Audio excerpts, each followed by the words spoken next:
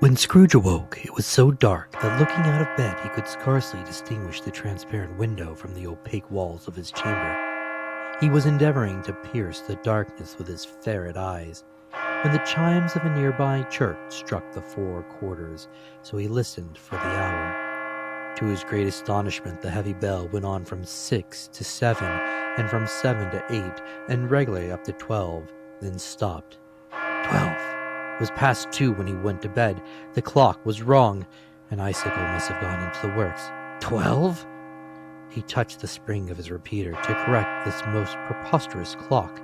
Its rapid little pulse beat 12 and stopped. "Why is it possible," said Scrooge, "that I can have slept through a whole day, and far into another night? It isn't possible that anything has happened to the sun, and this is 12 at noon." The idea being an alarming one, he scrambled out of bed and groped his way to the window.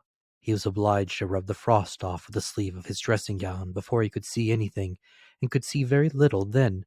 All he could make out was that it was still very foggy and extremely cold, and that there was no noise of people running to and fro, and making a great stir as there unquestionably would have been if night had beaten off bright day, and taken possession of the world. This was a great relief, because 3 days after sight of this first of exchange paid to Mr. Ebenezer Scrooge, or his order, and so forth, would have become a mere United States security if there were no days to count by. Scrooge went to bed again, and thought, and thought, and thought it over, and over, and over, and could make nothing of it. The more he thought, the more perplexed he was, and the more he endeavored not to think, the more he thought. Marley's ghost bothered him exceedingly. Every time he resolved within himself, after mature inquiry, that it was all a dream, his mind flew back again like a strong spring released to its first position, and presented the same problem to be worked all through. Was it a dream or not? Scrooge lay in this state until the chimes had gone 3 quarters more. Then he remembered on a sudden that the ghost had warned him of a visitation when the bell tolled 1. He resolved to lie awake until the hour was past, and considering that he could no more go to sleep than go to heaven, this was perhaps the wisest resolution in his power. The quarter was so long that he was more than once convinced he must have sunk into a doze unconsciously, and missed the clock. At length it broke upon his listening ear. Ding dong. "A quarter past," said Scrooge, counting. Ding dong. "Half past," said Scrooge.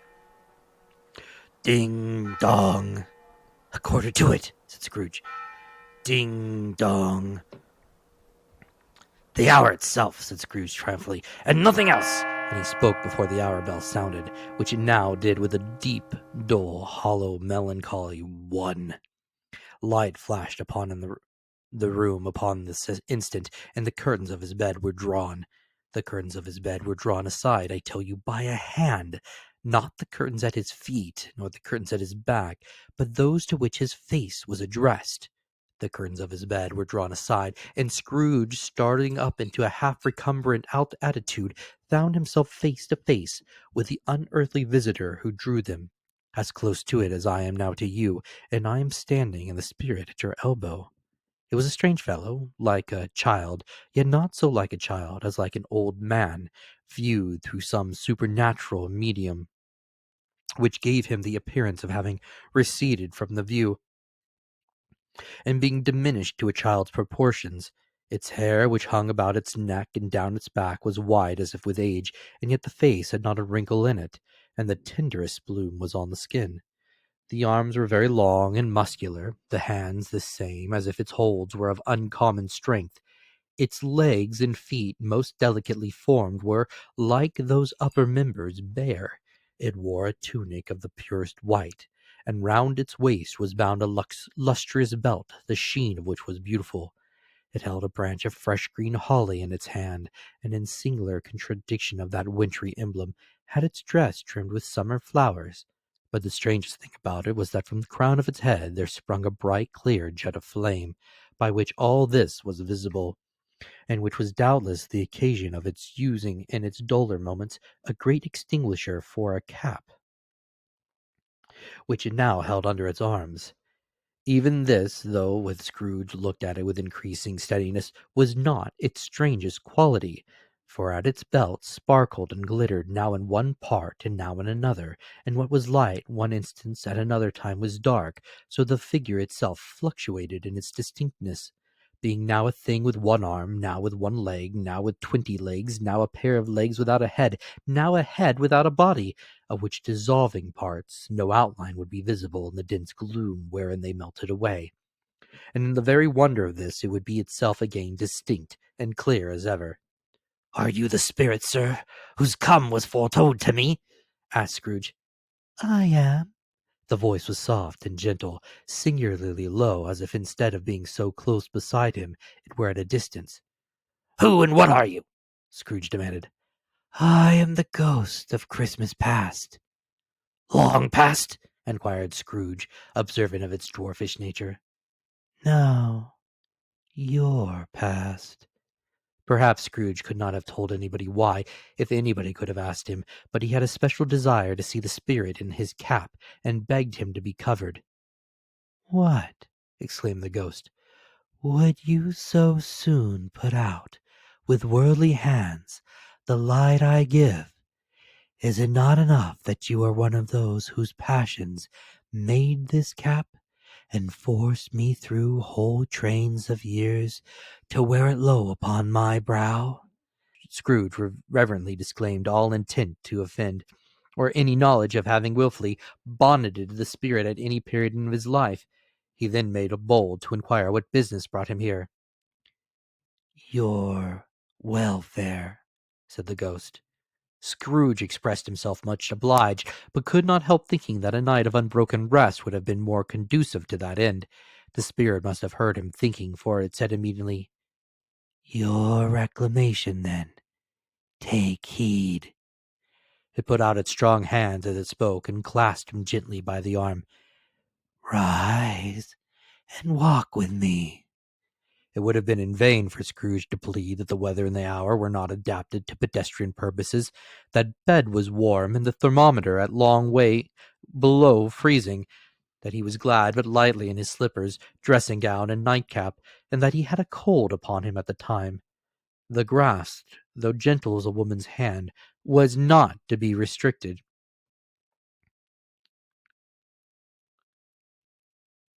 He rose, but finding that the spirit made towards the window, clasped its robe in supplication. "I'm immortal," Scrooge remonstrated, "and liable to fall." Bear but a touch of my hand there, said the spirit, laying upon its heart, and you shall be upheld in more than this. As the words were spoken, they passed through Die Wall, and stopped upon an open country road with fields on either hand. The city had entirely vanished. Not a vestige of it was to be seen. The darkness and the mist had vanished with it, for it was a clear, cold winter day, with snow upon the ground. "Good heavens!" said Scrooge, clasping his hands together as he looked about him. "I was bred in this place. I was a boy here." The spirit gazed upon him mildly. Its gentle touch, though it had been light and instantaneous, appeared still present to the old man's sense of feeling. He was conscious of 1,000 odors floating in the air, each one connected with 1,000 thoughts, and hopes, and joys, and cares long, long forgotten. Your lip is trembling, said the ghost. And what is that upon your cheek? Scrooge muttered with an unusual catching in his voice that it was a pimple, and begged the ghost to lead him where he would. You recollect the way? Inquired the spirit. "Remember it?" cried Scrooge, with fervor. "I could walk it if blindfold." Strange to have forgotten it for so many years, observed the ghost. Let us go on. They walked along the road. Scrooge recognizing every gate and post and tree until a little market town appeared in the distance with its bridge, its church, and its winding river. Some shaggy ponies now were seen trotting towards them with boys upon their backs, who called to other boys in country gigs and carts, driven by farmers. All these boys were in great spirits, and shouted to each other until the broad fields were so full of merry music that the crisp air laughed to hear it. "These are but shadows of the things that have been," said the ghost. "They have no consciousness of us." The jocund travellers came on, and as they came, Scrooge knew and named them every one. Why was he rejoicing beyond all bounds to see them? Why did his cold eyes glisten, and his heart leap up as they went past? Why was he filled with gladness when he heard them give each other Merry Christmas as they parted at crossroads and byways for their several homes? What was Merry Christmas to Scrooge? Out upon Merry Christmas, what good had it ever done to him? "The school is not quite deserted," said the ghost. "A solitary child, neglected by his friends, is left there still." Scrooge said he knew it, and he sobbed. They left the high road by a well-remembered lane, and soon approached a mansion of dull red brick, with a little weathercock-surmounted cupola on the roof, and a bell hanging in it. It was a large house, but one of broken fortunes, for the spacious offices were little used.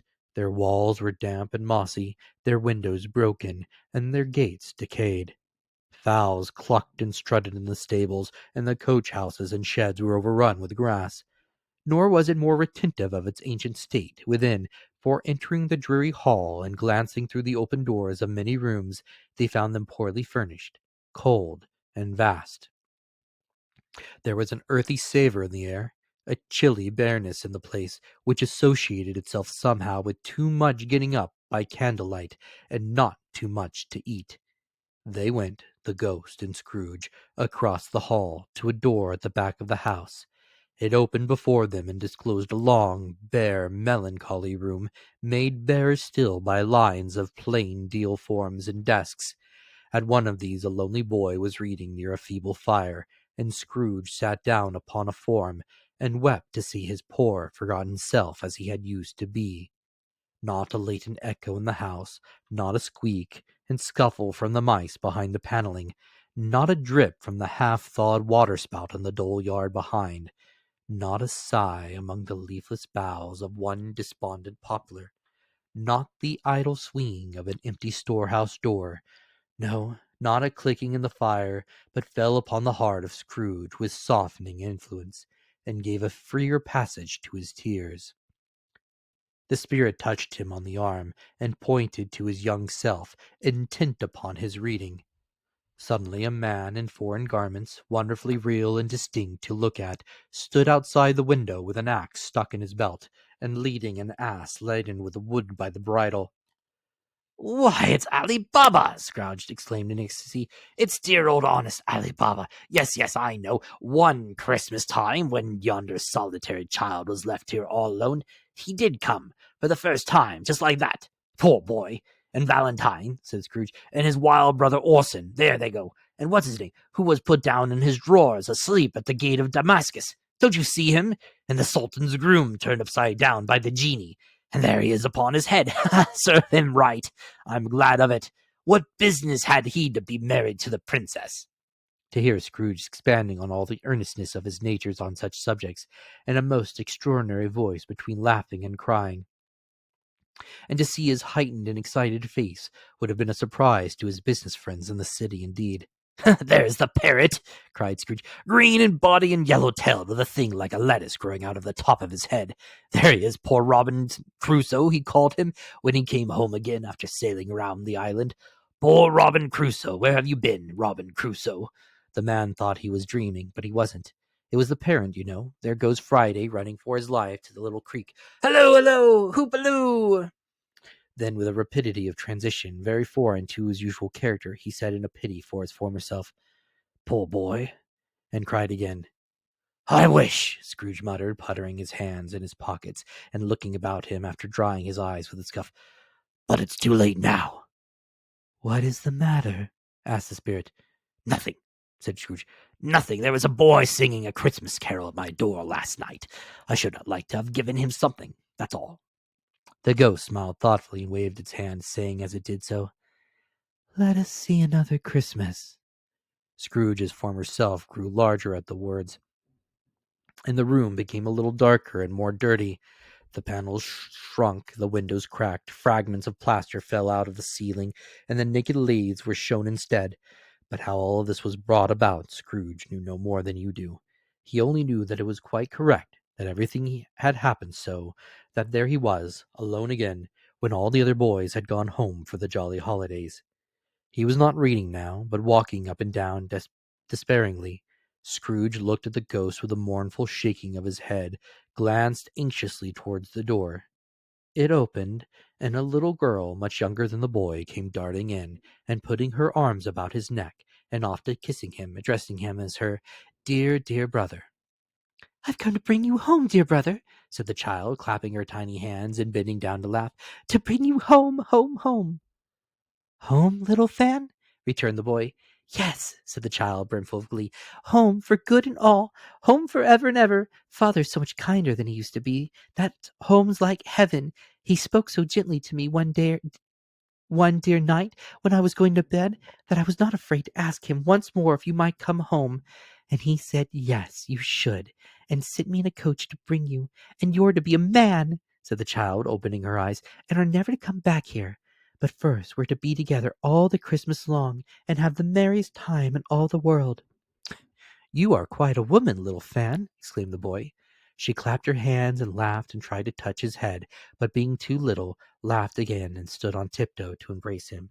Then she began to drag him, in her childish eagerness, towards the door, and he, nothing loath to go, accompanied her. A terrible voice in the hall cried, "Bring down Master Scrooge's box there!" and in the hall appeared the schoolmaster himself, who glared on Master Scrooge with a ferocious condescension, and threw him into a dreadful state of mind by shaking hands with him. He then conveyed him and his sister into the veriest old well of a shivering past parlor that ever was seen, where the maps upon the walls and the celestial and terrestrial globes in the windows were waxy with cold. Here he produced a decanter of curiously light wine and a block of curiously heavy cake, and administered installments of those dainties to the young people, at the same time sending out a meagre servant to offer a glass of something to the postboy, who answered that he thanked the gentleman, but if it was the same tap as he had tasted before, he had rather not. Master Scrooge's trunk being by this time tied on to the top of the chaise, the children bade the schoolmaster good-bye right willingly, and getting into it, drove gaily down the garden sweep, the quick wheels dashing the hoar-frost and snow from off the dark leaves of the evergreen like spray. "Always a delicate creature, whom a breath might have withered," said the ghost, "but she had a large heart." "So she had," cried Scrooge. "You're right. I'll not gainsay it, Spirit. God forbid." "She died a woman," said the ghost, "and had, as I think, children." "One child," Scrooge returned. "True," said the ghost. "Your nephew." Scrooge seemed uneasy in his mind, and answered briefly, Yes." Although they had but that moment left the school behind them, they were now in the busy thoroughfares of a city, where shadowy passengers passed and repassed, where shadowy carts and coaches battled for the way, and all the strife and tumult of the real city were. It was made plain enough by the dressing of the shops that there too it was Christmas time again, but it was evening, and the streets were lighted up. The ghost stopped at a certain warehouse door and asked Scrooge if he knew it. "Know it?" said Scrooge. "Was I apprenticed here?" They went in, at sight of an old gentleman in a Welsh wig sitting behind such a high desk that if he had been 2 inches taller he must have knocked his head against the ceiling. Scrooge cried in excitement, "Why, it's old Fezziwig! Bless his heart, it's Fezziwig alive again!" Old Fezziwig laid down his pen and looked up at the clock, which pointed to the hour of 7. He rubbed his hands, adjusted his capacious waistcoat, laughed all over himself from his shoes to his organ of benevolence, and called out in a comfortable, oily, rich, fat, jovial voice, "Yo there, Ebenezer! Dick!" Scrooge, his former self, now grown a young man, came briskly in, accompanied by his fellow prentice. "Dick Wickens, to be sure," said Scrooge to the ghost. "Bless me, yes! There he is. He was very much attached to me, was Dick. Poor Dick. Dear, dear." "Yo-ho, my boys," said Fezziwig. "No more work tonight. Christmas Eve, Dick. Christmas Eve, Ebenezer. Let's have the shutters up," cried old Fezziwig with a sharp clap of his hands, "before a man can say Jack Robinson." You wouldn't believe how those two fellows went at it.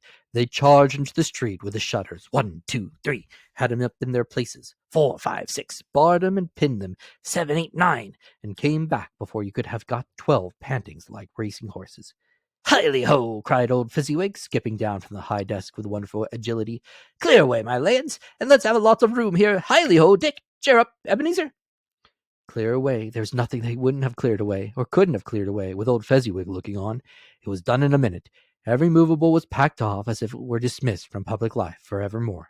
The floor was swept and watered, the lamps were trimmed, fuel was heaped upon the fire, and the warehouse was as snug and warm and dry and bright as a ballroom as you would desire to see upon a winter's night. In came a fiddler with a music book, and went up to the lofty desk, and made an orchestra of it, and he tuned like 50 stomachs. In came Mrs. Fezziwig, one vast substantial smile. In came the 3 Miss Fezziwigs, beaming and lovable. In came the 6 young followers whose hearts they broke. In came all the young men and women employed in the business. In came the housemaid with her cousin, the baker. In came the cook with her brother's particular friend, the milkman. In came the boy from over the way who was suspected of not having boarded enough from his master, trying to hide himself behind the girl from next door, but one who was proved to have her ears pulled by her mistress. In they all came, one after another, some shyly, some boldly, some gracefully, some awkwardly, some pushing, some pulling. In they all came, anyhow and everyhow. Away they all went, 20 couples at once, hands half round and back again the other way, down the mill and up again, round and round in various stages of affection and grouping. Old top couples always turning up in the wrong places, new top couples starting off again. As soon as they got there, all top couples at last, and not a bottom one to help them. When this result was brought about, old Fezziwig, clapping his hands to stop the dance, cried out, "Well done!" And the fiddler plunged his hot face into a pot of porter especially provided for that purpose. But scorning rest upon his reappearance, he instantly began again, though there were no dancers yet, as if the other fiddler had been carried home, exhausted on a shutter, and he wore a brand new man resolved to beat him out of the sight or perish. There were more dances, and there were forfeits, and more dances, and there were cakes, and there was negus, and there was a great piece of cold roast, and there was a great piece of cold boiled, and there were mince pies and plenty of beer. But the great effect of the evening came after the roast and boiled, when the fiddler, an artful dog mind, the sort of man who knew his business better than you or I could have dulled it, struck up Sir Roger de Coverley. Then old Fezziwig stood out to dance with Mrs. Fezziwig. Top couple, too, with a good stiff piece of work cut out for them, 3 or 4 and 20 pair of partners, people who were not to be trifled with, people who would dance and had no notion of walking. But if they had been twice as many, 4 times, old Fezziwig would have been a match for them, and so would Mrs. Fezziwig. As to her, she was worthy to be his partner in every sense of the term. If that's not high praise, tell me higher, and I'll use it. A positive light appeared to issue from Fezziwig's calves. They shone in every part of the dance like moons. You couldn't have predicted at any given time what would become of 'em next. And when old Fezziwig and Miss Fezziwig had gone on through the dance, advance and retire, hold hands with your partner, bow and curtsy, corkscrew, thread the needle, and back again to your place, Fezziwig cut so deftly that he appeared to wink with his legs, and came upon his feet again without a stagger. When the clock struck 11, this domestic ball broke up. Mr. and Mrs. Fezziwig took their stations, one on either side of the door, and shaking hands with every person individually as he or she went out, wished him or her a Merry Christmas. When everybody had retired but the 2 prentices, they did the same to them, and thus the cheerful voices died away, and the lads were left to their beds, which were under a counter in the back shop. During the whole of this time, Scrooge had acted like a man out of his wits. His heart and soul were in the scene, and with his former self. He corroborated everything, remembered everything, enjoyed everything, and underwent the strangest agitation. It was not until now, when the bright faces of his former self and Dick were turned from them, that he remembered the ghost, and became conscious that it was looking full upon him, while the light upon its head burnt very clear. "A small matter," said the ghost, "to make these silly folks so full of gratitude." "Small!" echoed Scrooge. The spirit signed to him to listen to the 2 prentices, who were pouring out their hearts in praise of Fezziwig, and when he had done so, said, "Why, is it not? He has spent but a few pounds of your mortal money, 3 or 4 perhaps." Is that so much that he deserves his praise? It isn't that, said Scrooge, hated by the remark, and speaking unconsciously like his former, not his latter self. It isn't that, Spirit. He has the power to render us happy or unhappy, to make our service light or burdensome, a pleasure or a toil. Say that his power lies in words and looks, in things so slight and insignificant that it's impossible to add and count them. What then? The happiness he gives is quite as great as it costs a fortune? He felt the Spirit's glance and stopped. What is the matter? Asked the ghost. Nothing particular, said Scrooge. Something, I think, the ghost insisted. No, said Scrooge. No, I should like to be able to say a word or two to my clerk just now, that's all. His former self turned down the lamp as he gave utterance to the wish, and Scrooge and the ghost again stood side by side in the open air. My time grows short, observed the Spirit. Quick. This was not addressed to Scrooge or to anyone whom he could see, but it produced an immediate effect, for again Scrooge saw himself. He was older now, a man in the prime of his life. His face had not the harsh and rigid lines of later years, but it had begun to wear the signs of care and avarice. There was an eager, greedy, restless motion in the eye, which showed the passion that had taken root, and where the shadow of the growing tree would fall. He was not alone, but sat by the side of a fair young girl in a mourning dress, and whose eyes there were tears which sparkled in the light that shone out of the ghost of Christmas past. It matters little, she said softly. To you, very little. Another idol has displaced me, and if it can cheer and comfort you in time to come, as I would have tried to do, I have no just cause to grieve. What idol has displaced you? He rejoined. A golden one. This is the even-handed dealings of the world, he said. There's nothing on which it is so hard as poverty, and there's nothing it professes to condemn with such severity as the pursuit of wealth. You fear the world too much, she answered gently. All your other hopes have merged into the hopes of being beyond the chance of its sordid a reproach. I have seen your nobler aspirations fall off one by one until the master passion, gain, engrosses you. Have I not? What then? He retorted. Even if I have grown so much wiser, what then? I'm not changed towards you. She shook her head. Am I? Our contract is an old one. It was made when we were both poor and content to be so, until in good season we could improve our worldly fortune by our patient industry. You are changed. When it was made, you were another man. I was a boy, he said impatiently. Your own feeling tells you that you are not what you are, she returned. I am. That which promised happiness when we were one in heart is fraught with misery now that you are two. How often and how keenly I have thought of this, I will not say. It is enough that I have thought of it and can release you. Have I ever sought release? In words, no, never. In what then? In a changed nature, and an altered spirit, and another atmosphere of life, another hope as its great end, and everything that made my love of any worth of value in your sight. If this has any never been between us, said the girl, looking mildly, but with steadiness upon them, tell me, would you seek me out and try win me now? No. He seemed to yield to the justice of the supposition in spite of himself, but he said with a struggle, Do you think not? I would gladly think otherwise if I could, she answered. Heaven knows, when I have learned a truth like this, I know how strong and irresistible it must be. But if you were free today, tomorrow, yesterday, can even I believe that you would choose a dowerless girl? You who in your very confidence with her weigh everything by gain? Or choosing her, if for a moment you were false enough to your own guiding principle to do so, do I not know that your repentance and I regret would surely follow? I do, and I release you, with a full heart for the love of him you once were. He was about to speak, with her head turned from him. She resumed. You may. The memory of what is past half makes me hope you will have pain in this. A very, very brief time, and you will dismiss the recollection of it gladly as an unprofitable dream, from which it happened well that you awoke. May you be happy in the life you have chosen. She left them, and they parted.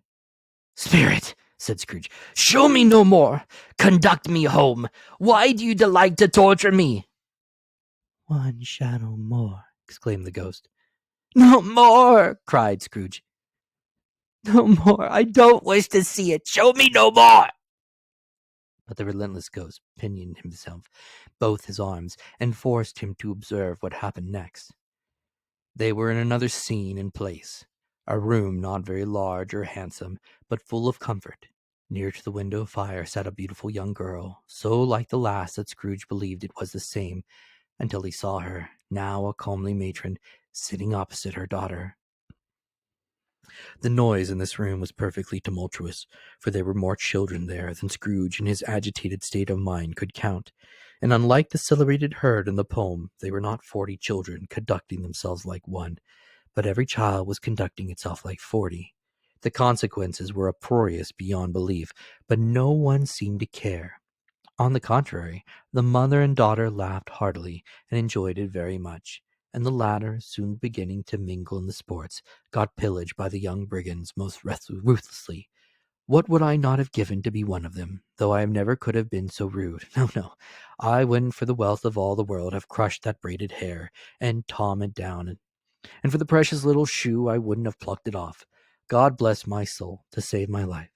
As to measuring her waist in sport as they did, bold young brood, I couldn't have done it. I should have expected my arm to have grown round it for a punishment, and never come straight again, and yet I should have dearly liked, I own, to have touched her lips, to have questioned her, that she might have opened them, to have looked down upon the lashes of her downcast eyes, and never raised a blush, to have let loose waves of hair, an inch of which would be a keepsake beyond price.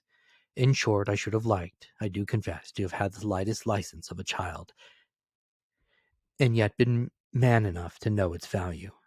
But now a knocking at the door was heard, and such a rush immediately ensued that she with laughter face and plundered dress was borne towards it to the centre of a flushed and boisterous group, just in time to greet the father, who came home attended by a man laden with Christmas toys and presents. Then the shouting and the struggling and the onslaught that was made on the defenceless porter, the scaling him with chairs for ladders, to dive into his pockets, to spoil him of brown paper parcels, hold on tight by his cravat, hug him around the neck, pummel his back, and kick his legs in irrepressible affection. The shouts of wonder and delight with which the development of every package was received, the terrible announcement that the baby had been taken in the act of putting a doll's frying pan into his mouth, and was more than suspected of having swallowed a fictitious turkey glued on the wooden platter, the immense relief of finding this as a false alarm, the joy and gratitude and ecstasy, they were all indescribable alike. It is enough that by degrees the children in their emotions got out of the parlor, and by one stair at a time, up to the top of the house, where they went to bed, and so subsided. And now Scrooge looked on more attentively than ever, when the master of the house, having his daughter leaning fondly on him, sat down with her and her mother at his own fireside, and when he thought that such another creature, quite as graceful and as full of promise, might have called him father, and been a springtime in the haggard winter of his life, his sight grew very dim indeed. "Belle," said the husband, turning to his wife with a smile, "I saw an old friend of yours this afternoon." "Who was it?" "Guess." "How can I? I don't know," she added in the same breath, laughing as he laughed. "Mr. Scrooge?" Mr. Scrooge it was. I passed his office window, and as it was not shut up and he had a candle inside, I could scarcely help seeing him. His partner lies upon the point of death, I hear, and there he sat alone, quite alone in the world, I do believe. "Spirit," said Scrooge in a broken voice, "remove me from this place." "I told you these were shadows of the things that have been," said the ghost, "that they are what they are. Do not blame me." "Remove me!" Scrooge exclaimed. "I cannot bear it." He turned upon the ghost, and seeing that it looked upon him with a face in which in some strange way there was fragments of all the faces that had shown him, wrestled with it. "Leave me! Take me back! Haunt me no longer!" In the struggle, if that can be called a struggle, in which the ghost, with no visible resistance on its own part, was undisturbed by any effort on its adversary, Scrooge observed that its light was burning high and bright, and dimly connected that with its influence over him, he seized the extinguisher cap, and by a sudden action pressed it down upon its head. The spirit dropped beneath it so that the extinguisher covered its whole form, but though Scrooge pressed it down with all his force, he could not hide the light which streamed from under it. in an unbroken flood upon the ground, he was conscious of being exhausted and overcome by irresistible drowsiness, and further, of being in his own bedroom. He gave the cap a parting squeeze in which his hand relaxed, and had barely time to reel to bed before he sank into a heavy sleep.